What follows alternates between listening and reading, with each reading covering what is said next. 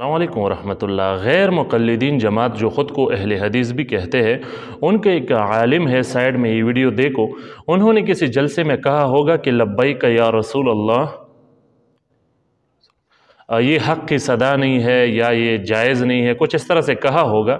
تو پھر جب لبیک والے جو حضرات ہیں تو انہوں نے پھر ان کو سمجھایا، دلائل وہ دکھائے ہوں گے، تو جب اس کو مسئلے کے بارے میں وہ پتہ چلا تو انہوں نے باقاعدہ وہ ویڈیو میں آ کر، یہ دیکھو ویڈیو میں آ کر انہوں نے اپنے موقف سے رجوع کیا، توبہ کیا اور لبیک یا رسول اللہ صلی اللہ علیہ وسلم اس کے قائل ہو گئے۔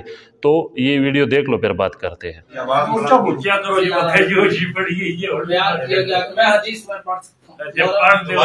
13 نومبر 2024 بروز بدھ تمام بمقام اقبال پیلس دولتالہ مسجد میرا حدیث دولتالہ کے زیر اہتمام ایک کانفرنس بنام سیرت النبی صلی اللہ علیہ وسلم میں دوران خطاب کچھ ایسے جملے بولے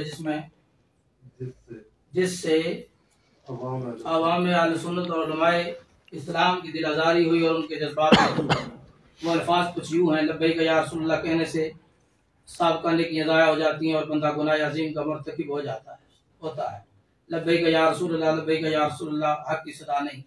علماء اہل سنت اور طریق لبیک پاکستان کی توجہ دلانے پر یہ بات میرے علم میں آئی کہ میری گفتگو سے عوام اہل سنت کے جذبات مجروح ہوئے ہیں اور علاقے کے امن خراب ہونے کا اندیشہ ہے۔ میں اپنے تمام جملے اور الفاظ واپس لیتے ہوئے اللہ سبحانہ و تعالیٰ سے معافی کا طلبگار ہوں۔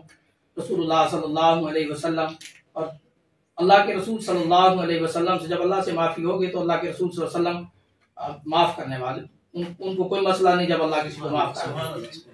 جب اللہ معاف کر دے تو اللہ کے رسول صلی اللہ علیہ وسلم محبوب کی بارگاہ میں آ جائے اور تمام عالم اسلام سے معافی کا طلبگار۔ آئندہ میں ایسے الفاظ سے اجتناب کروں گا جس سے عوام اہل سنت اور علماء اسلام کی دل آزاری ہو۔ تو امید کرتا ہوں کہ آپ نے ایک کلپ سنا ہوگا، اس میں آپ نے سنا کہ اہل حدیث جو جماعت، غیر مقلدین کا جماعت جو خود کو اہل حدیث کہتے ہیں، تو اس کے ایک عالم ہیں، انہوں نے واضح طور پر یعنی ویڈیو پر آ کر لبیک یا رسول اللہ کے متعلق جو انہوں نے اس کو ناجائز سمجھا تھا یا کہا تھا، تو اس سے باقاعدہ انہوں نے رجوع کر لیا اور معافی مانگ لی۔ تو اس پر یعنی بعض لوگ اس کو تانے وہ دے رہے ہیں یا اس کی تذلیل کر رہے ہیں، تو ایسا نہیں کرنا چاہیے۔ جو بھی حق کو تسلیم کر لے تو اس کو اپریشیٹ کرنا چاہیے، اس کو پھر وہ ایک تسلی دینا چاہیے۔ بھائی یہ تو ایک منصف مزاج بندی کی وہ نشانی ہے کہ وہ دلائل کو دیکھتا ہے، وہ اپنے فرقے کو نہیں دیکھتا۔ تو یہ تو اچھی بات ہے، مطلب اگر وہ اس طرح سے وہ ویڈیو میں آ کر اپنے موقف سے رجوع کر رہا ہے تو یہ بڑی وہ زبردست بات ہے۔ تو اس بندے نے وہ رجوع کر لیا ہے، تو یہ ظاہر سی بات ہے کہ بعض لوگوں کے ذہن میں یہ بھی آیا ہوگا کہ چونکہ لبیک والے ہیں تو شاید وہ ڈرانے دھمکانے سے انہوں نے وہ رجوع کیا ہوگا، تو ایسا بھی نہیں ہے، کیونکہ جو عقیدہ ہوتا ہے نا تو وہ بندہ اپناتا ہے تو وہ دلائل کی روشنی میں اپناتا ہے، پھر اس عقیدے پر یعنی اس کے لیے ہر حد تک وہ پھر جاتا ہے، اتنا وہ اس پر مضبوط ہوتا ہے۔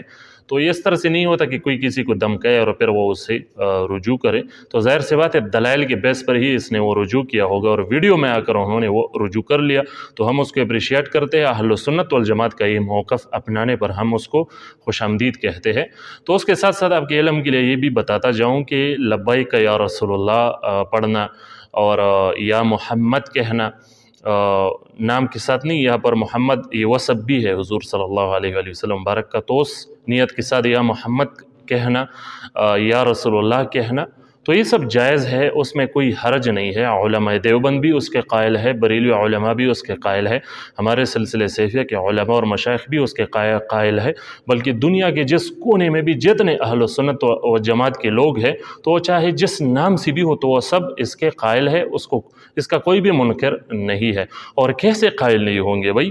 یہ تو یعنی یا محمد کہنا یا رسول اللہ کہنا یہ تو باقاعدہ وہ یعنی صحابہ کرام سے، سلف و صالحین سے، روایات سے تو باقاعدہ وہ یہ ثابت ہوتا ہے، تو اسی بیس پر تمام اہل سنت والجماعت وہ اس کا قائل ہے۔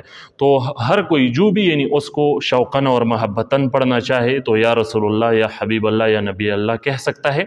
اگر کوئی نشانی کے طور پر اپنے جماعت کا، اپنے تنظیم کا وہ یہ لوگو، یہ نشانی وہ بناتا ہے، یا رسول اللہ کا آواز لگاتے ہیں، نعرے لگاتے ہیں، تو یہ بھی جائز ہے۔ اگر کوئی بطور نشانی، بطور شعار وہ اپنے مسجد میں لکھتا ہے تو یہ بھی جائز ہے۔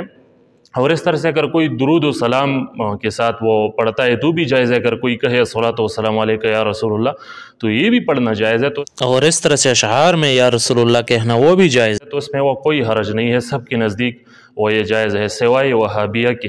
تو اس چیزوں کو یعنی یہ اچھی بات ہے کہ اتنے ٹائم بعد یعنی اس کو یہ مسئلہ سمجھ آیا اور انہوں نے اپنے موقف سے وہ رجوع کر لیا. تو اس کی تذلیل نہیں کرنا چاہیے بلکہ اس کو اپریشیٹ کرنا چاہیے. تو اس کو اس موقف یعنی اہل سنت کے اس موقف کو اپنانے میں ہم اس کو خوش آمدید کہتے ہیں. السلام علیکم ورحمۃ اللہ.